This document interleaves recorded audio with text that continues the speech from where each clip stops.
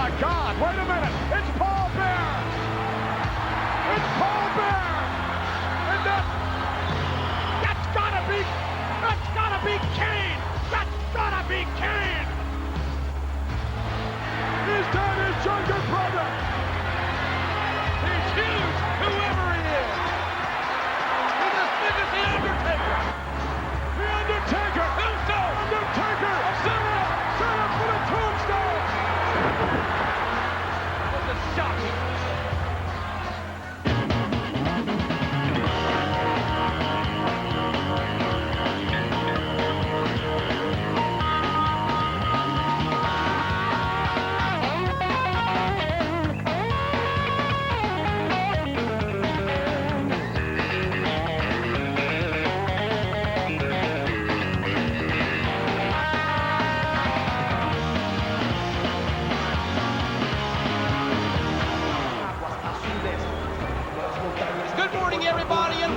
WWF New York.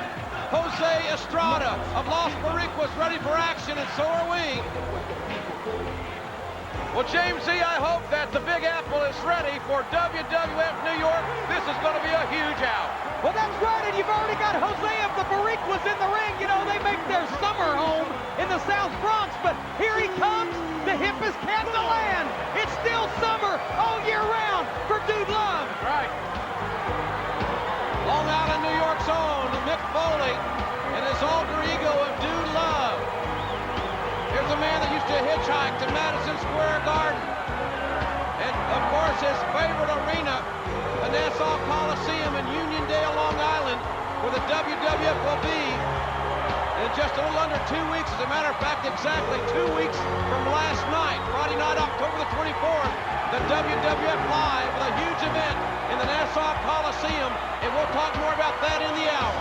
I wonder if Mrs. Foley, when Mick was a kid, knew she was raising so many people. You think? I wonder how many places she sat at the dinner table. Did Mankind have one, and Dude Love have one, and Cactus Jack have one, and Mick Foley have one? She must have run out of plates.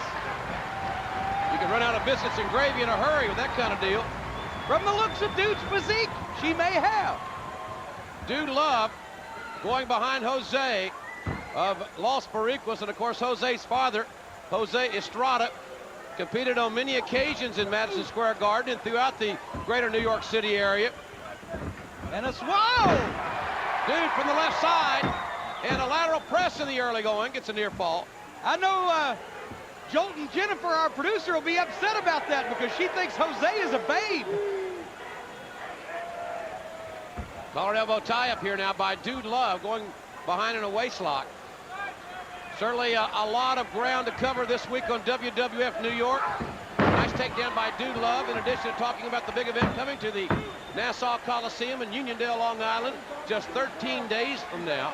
And by the way, seats are going fast for that event. We're going to be talking about all the things that went on Raw. Certainly a very emotional week for all of us in the WWF, with the untimely death last Sunday of Brian Pillman, as José Estrada now with those headbutts on Dude Love. Whoa, but Dude hangs on, and a little, wow, that looks like the motion of the ocean. Oh, straight right hand knockdown by José. Dude Love is in trouble, folks. We'll be right back. It's all about attitude. What a load of crap. Some have it. There ain't no way you can lace my boots. Most don't. And that's the bottom line, 'cause Stone Cold said so. But anyone can wear it. The Stone Cold Steve Austin Black Denim Vest. 100% rugged cotton. 100% attitude. To order, send a check or money order to the address on your screen or call 815-734-1161. The vest costs $44 plus shipping and handling. This vest is not available in stores, so call now. We're back, everybody, on WWF New York. José Estrada of Los Boricuas and Dude Love one-on-one here. José with the advantage and follows the Irish whip with quite the clothesline. Now José going for the cover, and Dude kicks out at 2.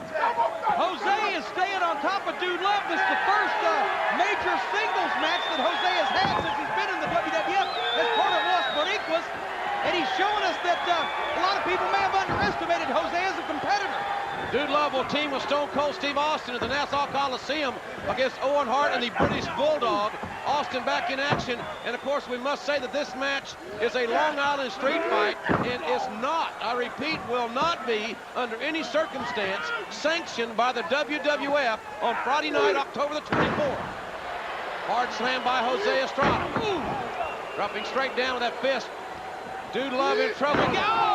Oh, Dude got his right fist in the face of Jose Estrada. Jose dropped right down. Oh, and so does Dude. They're dropping like flies, JR. Dude went down more violently than the New York Yankees at the hands of the Cleveland Indians. And Dude now taking Jose down. And Jose just ate a big mouthful of canvas here. And Dude Love seems to be building some momentum. You know, that's a shame about the Yankees and the Indians, too, because I thought the last person the Indians beat was Custer. Jose being introduced to the turnbuckle and getting to know them pretty darn well. Dude Love now has turned the tide in this match. The momentum is on Dude's side. He has got the vibe. He is in the groove. He is a happening cat. And he's signaling for it. Sweet chin music. We're a duo, big enough to be a quartet, and there's a double arm DDT. This crowd loves it, and Dude Love wins it. Here is your winner, Dude Love. Dude Love on his way to the Nassau Coliseum.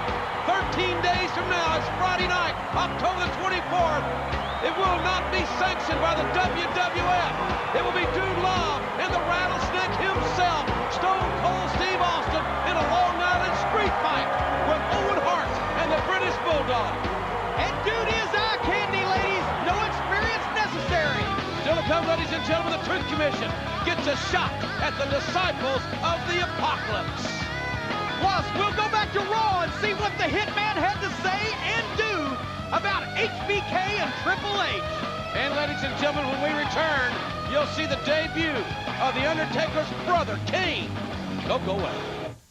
And now, PlayStation, featuring the innovative sword fighting game Bushido Blade by Squaresoft, presents the PlayStation Slam of the Week. He just stepped on one there. Incoming! Michael Baby's broken in half. Somebody's got to help him. I've never seen anything like that in my life. The Slam of the Week was presented by PlayStation, featuring the innovative sword fighting game Bushido Blade by Squaresoft, only on PlayStation. Welcome back. The 1997 Survivor Series is proudly presented by Milton Bradley Karate Fighters. You talk about a fight. Let's take you back to the Hell in the Cell matchup at Bad Blood last Sunday in St. Louis. Ain't nobody crazy enough to do this game, except for the Heartbreak Kid. A record-setting crowd of 21,151 awaiting the freedom of the WWF. And Michael, did you see that? Michael's down. This is not going to be pretty. Michael's body must feel like it's been in a car accident. Oh my God. I don't believe that. Michael's coming right back. Oh, no. God, he just wiped out the cameraman. No. And that could do it. Michael's driven into the cage. Rather than like a human janitor. Nowhere to go but down. Never. No. Oh, my God. No. Absolutely unbelievable. Incoming! I've never seen anything like that in my life. Michaels is headed on. That's gotta be Kane. He's huge, whoever he is. Driven down to the canvas. This is shocking. Well, I'll tell you one thing. That was the greatest one-on-one matchup inside a steel structure known as the Cell that I have ever seen in my career. That's right, it put old-fashioned cage matches to shame, because now Hell in the Cell is here. We've got one-on-one competition here right now as Rockabilly, along with his mentor, the legendary Honky Tonk Man. It'll be Rockabilly and Flash Funk one-on-one. Certainly a lot of big things happening in the WWF. We mentioned the untimely death of Brian Pillman. But as far as the in-ring activities are concerned, we've got new tag champions. The Godwins beat the Headbangers last Sunday at Bad Blood. Owen Hart is the new Intercontinental Champion, thanks to some unexplained help from Stone Cold Steve Austin. Yeah, what was he doing? I have no idea. Steve Austin rattled Farouk with the Intercontinental Championship belt. The smart money and all the money was betting that he would nail Owen. Rockabilly, potentially just a magnificent athlete here in the WWF. He's a great athlete, but potentially he has superstar and championship status written all over him. As Flash Funk shows great agility going up and over. And a backflip and a miss. And look at Flash go. Hip drop takeover. And a drop kick by Flash Funk. And Flash with a clothesline. There's a knockdown. There's a cover and a near fall. These guys are moving 100 miles an hour, and so far, Flash Funk has been able to keep Rockabilly tied up. I'm just wondering how well the Honky Tonk Man may have prepared Rockabilly for Flash's style. Well, I don't want to knock the Honky Tonk Man, but let's just say he is no Bill Parcells. He is no Big Tuna. Well, don't knock the Rock, because after all, Honky Tonk Man has brought Rockabilly, Big Samoan Rock, right up to date, right into the 50s. Yeah, the 50s, that's a stretch. The Honky Tonk Man living in the past. There's a lateral press. Of course, he says he was the greatest Intercontinental Champion of all time, and I guess that's an arguable point. It's nice in the past, JR. You ought to join me sometime. Right now, the present has Rockabilly with the advantage over Flash Funk. Well, I'll tell you one thing, the Nassau Coliseum is going to see a tag team dream match. The Legion of Doom will meet Shawn Michaels and Hunter Hearst Helmsley on the 24th, and another near fall. Well, maybe they will, because they've got to get past Raw is War this Monday night. LOD against the Godwins. The tag team title is on the line, and the Legion of Doom have said if they don't beat the Godwins and win the tag team championship, they're out of here. They're going to retire. They say it's time that they find out whether they've still got what it takes, whether they can still cut it. They're not going to hang on like a couple of dinosaurs. That's going to happen this Monday night on Raw on the USA Network, a broadcast you do not want to miss.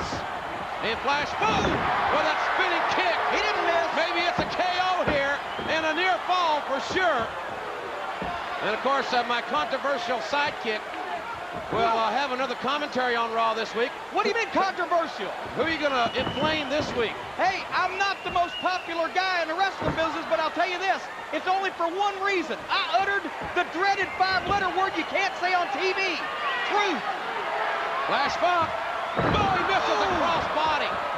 And now Rockabilly has the opportunity to put this thing away. Rockabilly just said something to the Honky Tonk Man.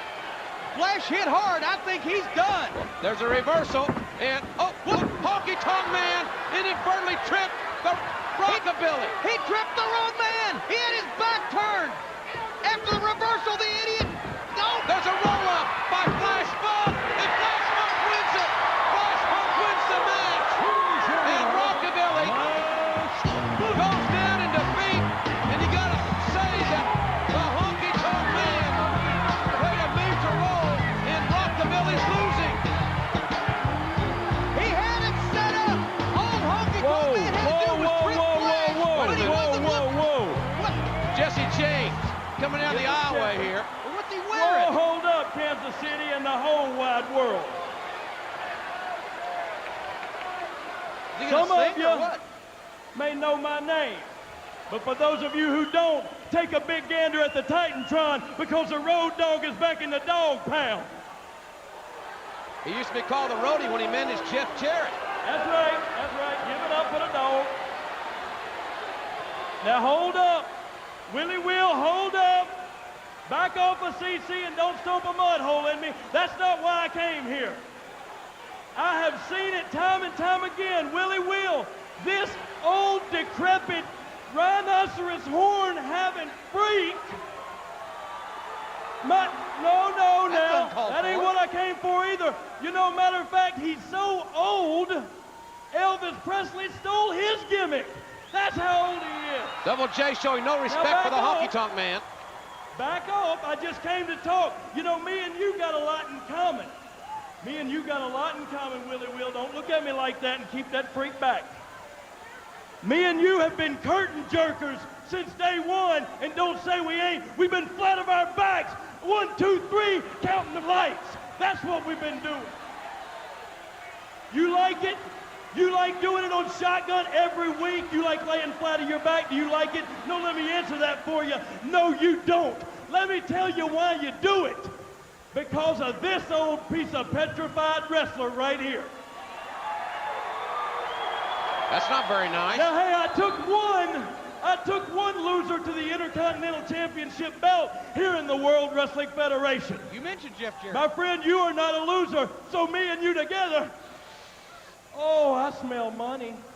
I smell money. Willie Will, are you with me? I don't know what you're trying to get started, Roadhog, but I can tell you one thing. You were nothing but a loser from day one. I didn't want to have anything to do with you, and I know you and Billy have been riding the roads together, and you've been talking. But what I'm going to tell you right now is Rockabilly is championship material, something you never will be, Hoss. And I'm going to ask him the ultimate question right now, and he's going to tell you, Willie Will, are you with me or not? Well, what's the answer? Well, he's nodding. It looks like Billy's with Honky. I'm going to solve your problem. Jesse James. Oh, look out, look out. Oh. Rockabilly just gave Honky Tonk Man the answer. And he's gonna put an exclamation point on it. He broke the Honky Don't Tonk. answer your question, Road Dogg. I just don't know what will. He broke the Honky Tonk Man's guitar over his head. He's left him laying in the middle of the ring. Honky's girl getter is flat as a pancake. And what's with these two? Honky Tonk Man has been fired by Rockabilly. Can we see a new team being formed here? What's going on between these two? Well, ladies and gentlemen, don't forget, the WWF will be live in the Nassau Coliseum on Friday night, October the 24th. We expect a huge crowd. Tickets are going fast right now at the Coliseum box office and all Ticketmaster outlets. Get your tickets immediately. Yes, sir. Well, last Monday on Raw, for the second night in a row, the awesome, the powerful, the gigantic Kane, along with Paul Bearer, interrupted the proceedings to come out and once again challenge The Undertaker to face his brother. Paul Bearer has said that Kane will make The Undertaker's life a living hell. And as far as that goes, he'll also make it a living hell for anyone who gets in his path. The Hardy brothers were in the ring preparing to meet the Truth Commission when Kane made an unannounced appearance here. And with fire directly from purgatory, you will see Kane completely destroy two men, Matt and Jeff Hardy, with little or no effort. Watch this. A double-handed choke slam. Both men up and both men down, almost broken in half by this near 7-foot monster. And JR, you've got to remember that this is the man who cost Undertaker the Hell in the Cell match. For the first time in history, The Undertaker, the victim of a tombstone. For the first time in history, The Undertaker did not sit up, and we do not yet know. Look at this. Oh my God! We don't yet know The Undertaker's reaction or what he plans to do next. Starting with these boys tonight, we are going to walk through the World Wrestling Federation, take each wrestler, one by one, and destroy them until we reach you, Undertaker. That is why Kane is here. And we have you to thank. Every time you look around, you're going to see your brother behind you. Every time you close your eyes to go to sleep, you're going to remember that terrible night, the fire. Oh yes, the fire. Undertaker, welcome to your worst nightmare. Well, I'll tell you one thing. The Undertaker has a big problem on his hands. Oh, this is the kind of problem I like, JR. Does she look good in stripes? May I introduce to you the special guest referee for this upcoming match, the one, the only, Sonny! Sonny will officiate our next contest between two very talented mini-athletes. Boy, Earl Hebner and Jack Doan don't look like that. Those shorts are tighter than the skin on a hot dog. Look at the twinkle in Fink's eye. Folks, we'll be right back. Now on the WWF Superstar line, what is The Undertaker's reaction to the appearance of his brother Kane? So what will the man from the dark side do about Kane's presence in the WWF? Call option 3, The Ross Report, and find out. The number is 1-900-737-4WWF. Kids under 18 must have parents' permission before calling. This morning, WWF New York is brought to you by the U.S. Army. Look for the Army hyperlink on the WWF AOL site and find out where you can be all you can be. And by Snickers. Not going anywhere for a while? Grab a Snickers. Hungry? Why wait, JR? And Sonny checking each athlete for the dreaded foreign object. Whoa! And Nova just checking out Sonny. It'll be Nova and Tarantula one-on-one. And Nova has not endeared himself to the third person in the ring in this matchup. I think he was checking her. I don't know if she's got any objects, but it was worth a try. Tarantula and Nova may be vertically challenged, but they are very, very talented athletes. And I'm thinking it's going to be challenging for these two athletes to garner the attention of this capacity crowd over the rather sensuous Sonny in her cute little referee attire. Well, I noticed that every ringside section seems to enjoy having Sonny referee in their direction. You know, there's no truth to the rumor that Sonny and Marv Albert will soon be a broadcast team here on the WWF Network. Wouldn't want to lose my job to Marv. Sonny wouldn't want to lose her lingerie to Marv. And that could happen. You never know. And it is Tarantula sending Nova to the far side. And Nova adeptly moved out of the way. You know, these guys are tremendous athletes. Pound for pound, they may be the best athletes in the WWF.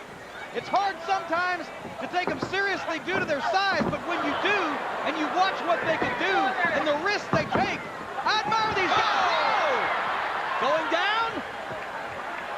He just dropped out of sight there. Now what's Nova doing? Is he crazy? Look at this little man on top. Nova with a death-defying leap. And he found his mark with a high cross body right across Tarantula. He must have been 12 feet in the air, and that's 36 feet to you and me. Watch this. Amazing. That's the equivalent of a 3-story building. And a Tarantula capitalizing on that little lapse in concentration by Nova. And a knockdown with a clothesline. The only thing that saves some of these guys from serious injury is the fact that they don't carry enough weight to make their high-impact maneuvers that high of an impact. Nobody there for Tarantula that time. And you got to wonder if this crowd is watching the match or watching Sonny. Matter of fact, who are you watching? What are you watching? What? I'm just what I thought. You better start paying attention there. It's because you're the Howard Stern of the WWF, and say what you want. All your little commentaries. And I can't say what I want to say right now, but swinging a big miss. And here, wait a minute. What? Little baby steps. You gotta get those feet moving. Swinging the Hurricanrana. That's what it was. And upstairs, and a nice modified arm drag. The pace has quickened here somewhat, which I suppose would be too. Oh well, did kind of quicken for a minute. And a big And Nova going for the cover, and Sonny caught the little fella. Wait a minute. And nope, it's a catch. It's a fair catch. Isn't that an improper use of hands? I think that's only a 5-yard pin. No, maybe 10 now. Sonny trying to hide, but she hadn't got much to hide behind. I'll tell you that with Nova. I think Tarantula is taking exception to Sonny's officiating. Well, I believe that does show a little favoritism. First time I've ever seen a referee hug a guy, especially while the referee was on their knees. At least since the 40s, but that was a scandal we won't talk about. Tarantula misses a clothesline. And there he goes again. Get those feet moving. Springboard. Victory roll. Sonny goes down and counts 3. That's it. Who is it? Was that a small package? I don't think so. Well, Sonny passes her first referee test with flying colors. Sonny with her New Jersey referee license. And wait a minute, speaking of flying, she better run. She's got a mini chasing her. Where else are you going to see a scene like this but on WWF New York? Hey, he's your protector, not me.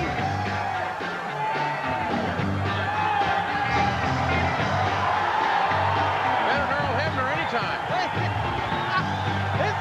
Whoa! Good Lord have mercy. Hebner never looked like that. James, are you all right? Huh?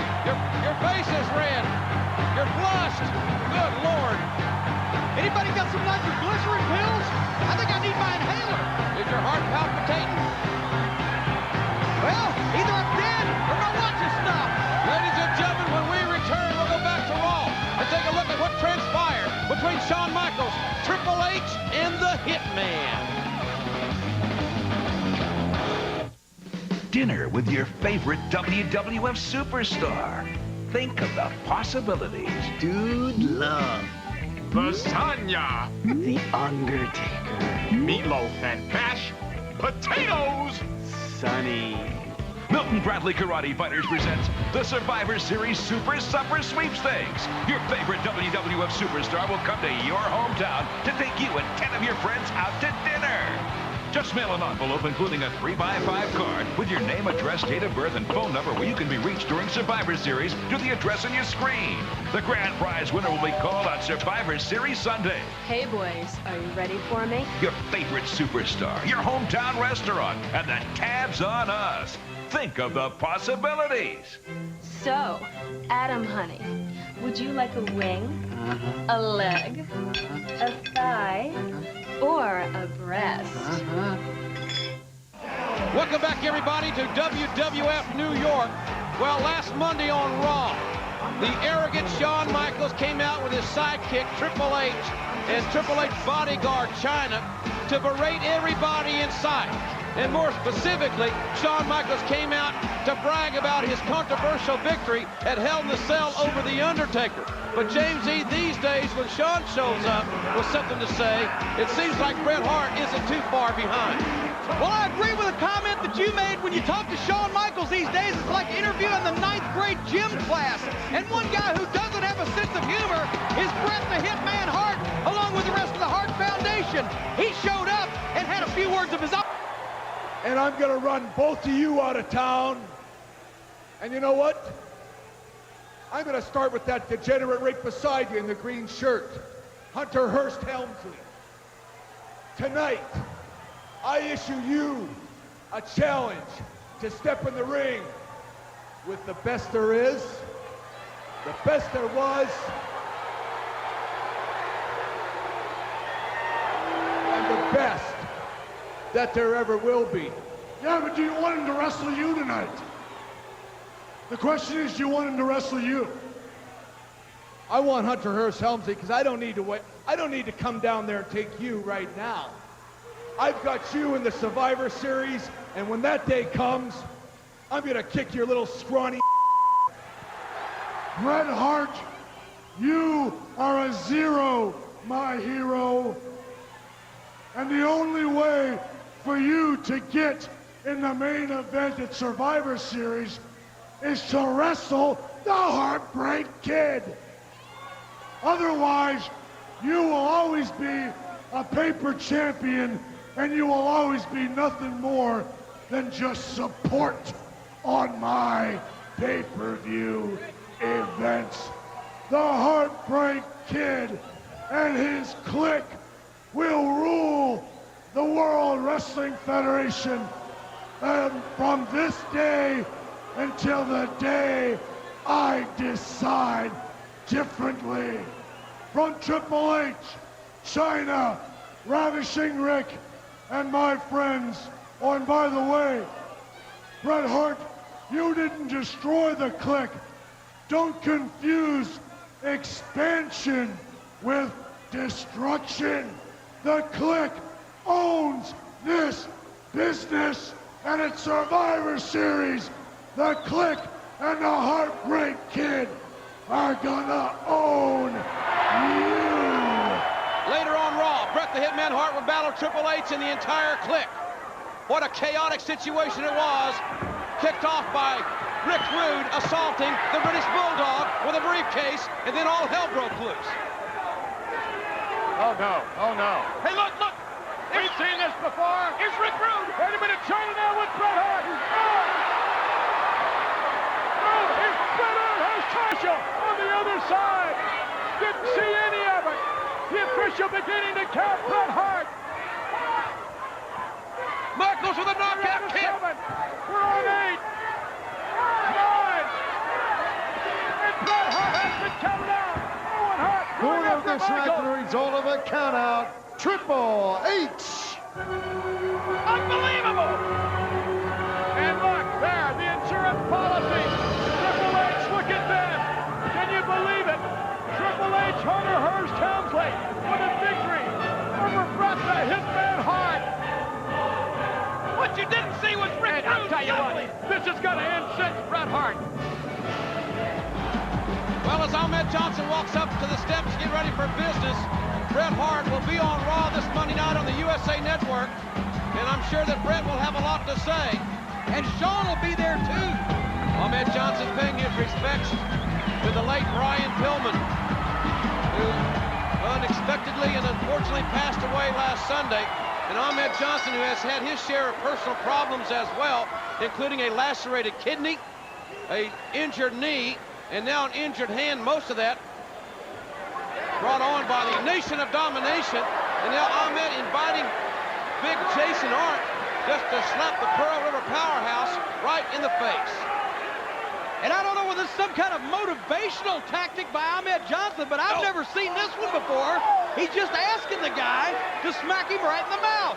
Ahmed Johnson is a very complex, a very intense athlete, and now Ahmed's taken off his protective knee brace and hands it to Ahrndt and says, what's his hit? And Ahrndt clocks him, and down goes Ahmed. Ahmed invited Jason Ahrndt to strike him in the face with that knee brace. If Ahmed's looking for a wake-up call, the alarm clock is going off. Well, you say complex, I say nuts. I think he's crazy. Wait a minute. Here goes Johnson.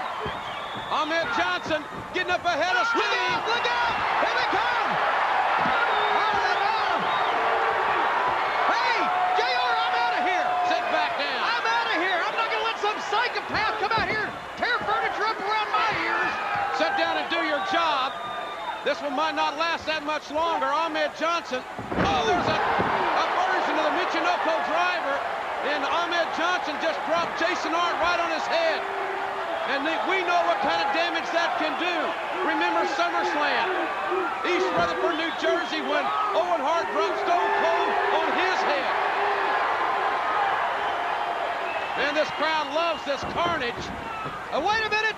There's the big spine buster. That's the same move that Farouk injured Ken Shamrock with. Gave him lung injuries. He's been coughing up blood.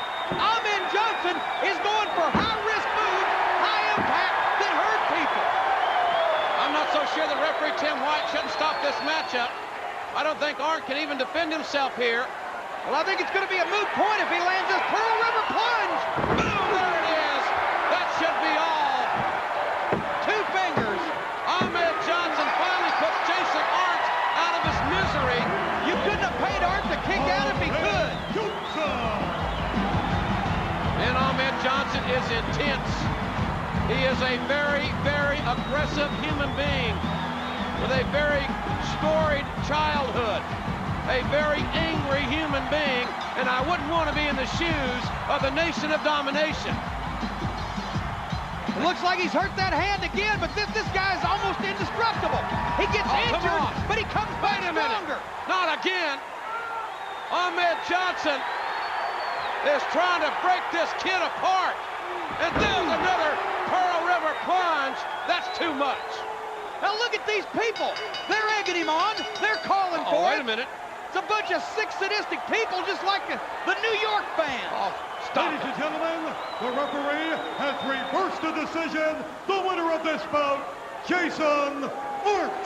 Well, the referee makes a, maybe in the eyes of some, a controversial call, but it's the right call. Took a lot of guts by Tim White to step in there and stop this carnage.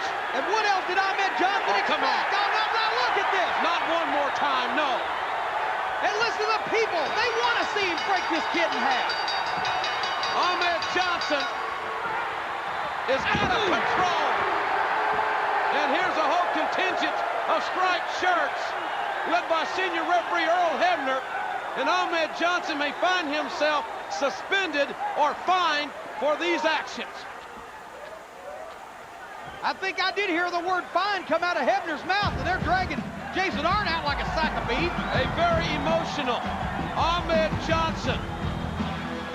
He is too intense. Ahmed Johnson is going to hurt somebody sooner than later. He's got some personal problems, I'll guarantee you that.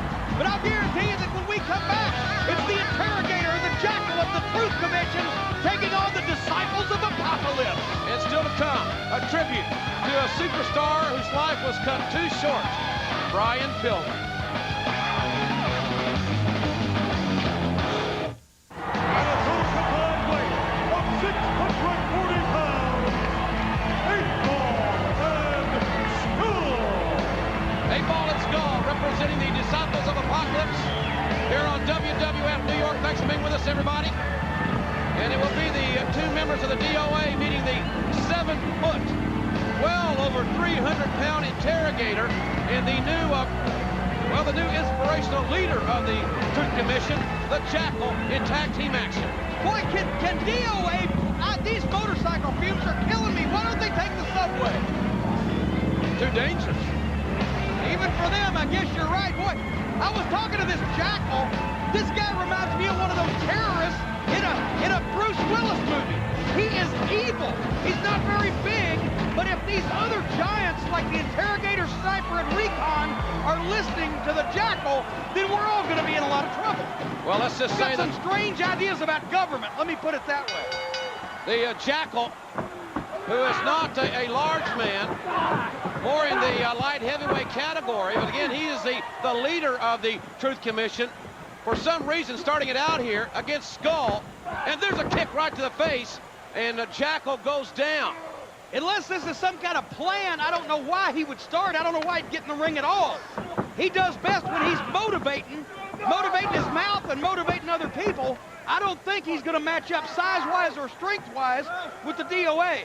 The Jackyl has some very unique political views from what we have heard, and is trying to round this Truth Commission into an even more impressive quartet now that he's involved. But I'll tell you what, by the looks of things, the Jackyl may not be involved in this match too much longer. Sidewalk slam coming up, I believe so. Corkscrew, he almost screwed him in the ground like a fence post. Well, I'll tell you one thing, we're going to see what the D.O.A. is made of in the Nassau Coliseum just 13 days from now. It's Friday night, October the 24th. It'll be an 8-man tag team matchup, the D.O.A. versus the entire nation of domination. And, well, man, what a whip. But Jackyl definitely moved out of the way, and now here comes the monster. Here we go. This guy, if he ever went to a casting call for the next Frankenstein movie, he wouldn't even have to sit through makeup. Look at the size of the neck on this guy. What neck? Well over 7 feet tall. Skull there is 6 feet 8. This is a bona fide, dangerous monster, the Interrogator of the Truth Commission. Look at the size of his hands. Look at this. You can almost not even call those things feet. They look like boats. This guy must wear a size 20 wrestling boot. And he is no doubt the cornerstone physically of the Truth Commission. And right now, you don't see too many people manhandle Skull or 8-Ball, or for that matter, anybody in the D.O.A. as we are seeing right here. I haven't seen it yet, but now the Interrogator has softened him up and makes the tag again to the Jackyl, who comes off the top. I'll tell you what, I can't wait. WWF Live, Nassau Coliseum, there's a choke. Stone Cold Steve Austin's going to be back in town with Dude Love, Long Island's own Dude Love, in a Long Island street fight against Owen Hart and the British Bulldog, and there ain't no way the WWF is going to sanction that matchup on Friday night, October 24th. That's right. They said they're not responsible for what happens. It's going to take place, but they can't be sued. The WWF can't be held responsible if anybody gets hurt. Ooh! Knee drop right to the sternum by the Jackyl, now going for the cover. And by the way, great seats are still available for that big event in the Nassau Coliseum at all Ticketmaster outlets, including the Coliseum box office. What about the big main event for the WWF title, The Undertaker against Bret Hart? Man, that's going to be huge. Great lineup, and nobody home from the knee drop. The Jackyl now desperately needs to make a tag. And he does. Skull tags in 8-ball, and here comes the monster. And even with a head of steam, Skull has been unable to take the Interrogator off this monster's feet. Nobody has been able to handle the Interrogator, and he's just booting him right and left. The referee wait a minute. The big man has snapped. The big man snapped. Down goes the referee. That'll be a disqualification, but I don't think that the Interrogator cares. There goes Skull and 8-ball over the top rope. As a result of a disqualification, the Interrogator's teammates, Recon and Sniper, in to try to calm down this huge man. Be a good idea as far as I'm concerned to get him the heck on out of here. This job's getting more and more dangerous, JR. Well, ladies and gentlemen, when we come back on WWF New York, we'll take a special look at the life of the late Brian Pillman.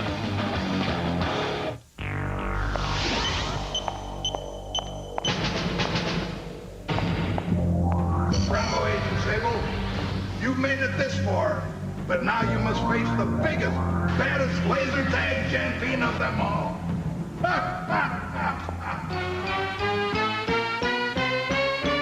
Wink Collins.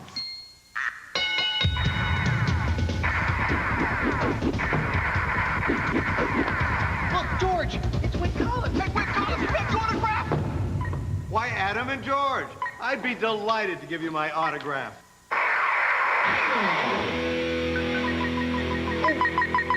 Just got zapped. Well, that's the price of fame. Join us next time for another installment of Laser Tag, Sable's Secret Mission. Welcome back, everybody, to WWF New York. Don't forget, live WWF action coming to the Nassau Coliseum Friday night, October the 24th. It's just 13 days from now.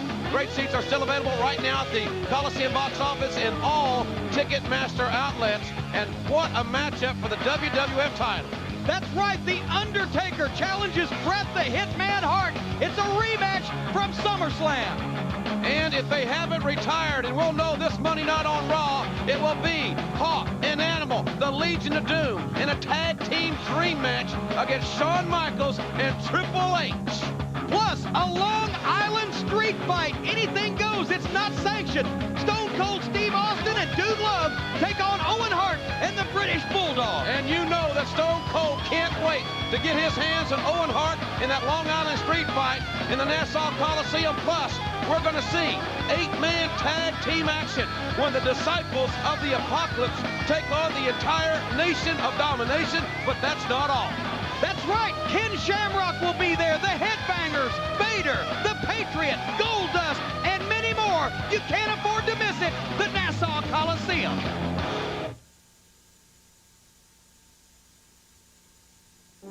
On May 22nd, 1962, Brian Pillman began his battle with life. Born with throat cancer, his childhood was a constant fight for survival as he endured the pain of 36 throat operations. For Brian, life was a competition, and he lived like he competed, as if there were no tomorrow. When coaches told Brian he was too small to compete in sports, he chose to play football. Brian earned an athletic scholarship at Miami of Ohio, then went on to become an All-American. In 1984, he was passed over in the NFL draft, but Pillman walked into the Cincinnati Bengals training camp, made the team, and won the prestigious Ed Block Courage Award. Injuries cut his football career short, so Pillman took on a new challenge. He trained with the legendary Hart family and found his true calling. Brian Pillman reveled in the athleticism and outrageousness of being a superstar. It suited his lifestyle. Then life threw him another challenge. A horrific accident with a drunk driver was nearly fatal. Bryan's leg and ankle were shattered. His wrestling career was seemingly over. As usual, Pillman refused to quit. His shattered ankle was fused into one position, and despite constant pain, he returned to the ring. Ironically, Bryan was most proud of that which came without a struggle, the love of his wife Melanie and his 5 young children. His battle with life ended tragically Sunday in a hotel room in Bloomington, Minnesota. But Brian Pillman's legacy of courage will live forever.